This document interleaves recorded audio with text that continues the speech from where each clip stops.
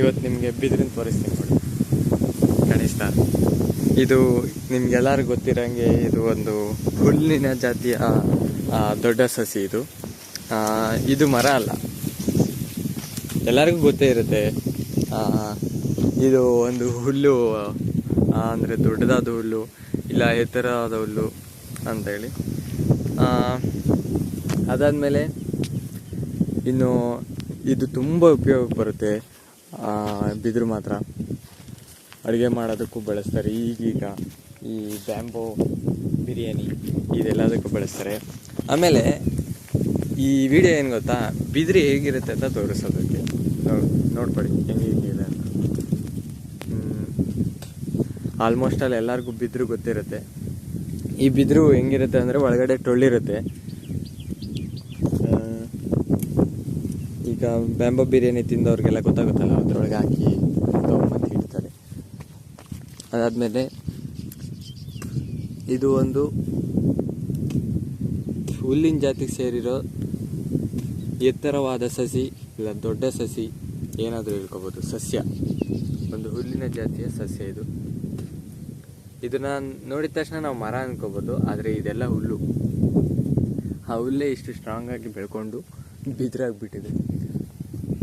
ಆಮೇಲೆ ಇದು ತುಂಬ ಉಪಯೋಗ ಬರುತ್ತೆ ಮಸ್ತಾಗಿ. ಮತ್ತು ನಾವು ಹಳ್ಳಿಲಾದರೆ ಈ ಬಿದಿರು ಕಡ್ಡಿನ ಈ ರೋಟಿ ಥರ ಬಳಸ್ಕೊಳ್ತೀವಿ. ಅಂದರೆ ಎಳ್ನೀರು ಕಿತ್ಕೊಳ್ಳೋದಕ್ಕೆ, ಇಲ್ಲ ಅಂದರೆ ಈ ಸೊಪ್ಪೇನಾದರೂ ಕಟ್ಕೊಳ್ಳೋದಕ್ಕೆ, ಶೇಡೆ ಸೊಪ್ಪು ಆ ಥರದಕ್ಕೆಲ್ಲ ಬಿದಿರು ಕಡ್ಡಿ ಮಾತ್ರ ತುಂಬ ಉಪಯೋಗ ಬರುತ್ತೆ ಊರಲ್ಲಿ, ಹಳ್ಳಿಗಳಲ್ಲಿದ್ದರೆ. ಆಮೇಲೆ ಇದು ನೋಡೋಕ್ಕೂ ತುಂಬ ಚೆನ್ನಾಗಿ ಕಾಣುತ್ತೆ. ಬಿದಿರು ನೋಡಿ ಹೇಗೆ ಕಾಣುತ್ತೆ, ಪೂರ ಹುಲ್ಲು. ಅದಾದಮೇಲೆ ಇನ್ನು ಬಿದಿರು ಬಗ್ಗೆ ಏನೇನು ಹೇಳ್ಬೋದು, ತುಂಬ ಅಂದರೆ ಭೂಮಿ ಮೇಲೆ ಬೆಳೆಯುವಂಥ ಅತಿ ವೇಗವಾಗಿ ಬೆಳೆಯುವಂಥ ಒಂದು ಸಸ್ಯ ಇದು.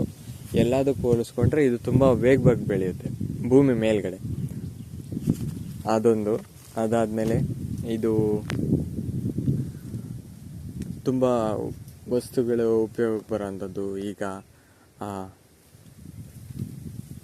ಏನೇನಕ್ಕೆ ಈ ಮನೆ ಕಟ್ಟೋದಕ್ಕೆ ಅಂಥದಕ್ಕೆಲ್ಲ ಉಪಯೋಗ ಬರುತ್ತೆ. ಈ ಕಡ್ಡಿನ ಬಳಸ್ಕೊಳ್ತೀವಿ.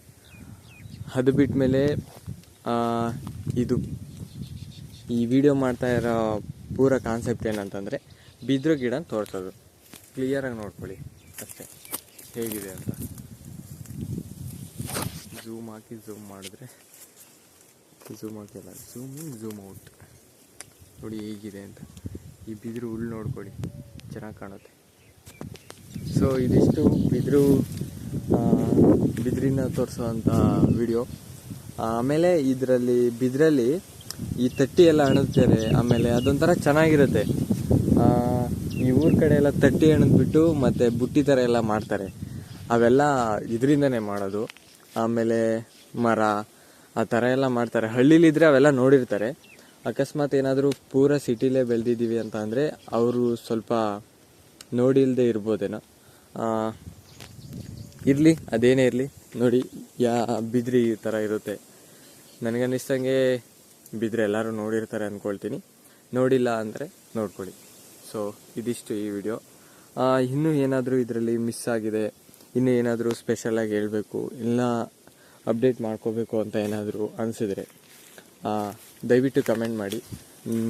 ಇನ್ನೂ ಯಾವ ರೀತಿ ಬೆಟರಾಗಿ ವಿಡಿಯೋ ಮಾಡೋದಕ್ಕೆ ಟ್ರೈ ಮಾಡಬೇಕು ದಯವಿಟ್ಟು ಹೇಳಿ. ಅದೇ ಥರ ಟ್ರೈ ಮಾಡ್ತೀನಿ.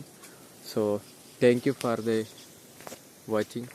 ಇಲ್ಲಿವರೆಗೂ ನೋಡಿದ್ದಕ್ಕೆ ನಿಮಗೆಲ್ಲ ತುಂಬ ಧನ್ಯವಾದಗಳು. ಮತ್ತೊಂದು ವಿಡಿಯೋದಲ್ಲಿ ಮತ್ತೆ ಸಿಗೋಣ.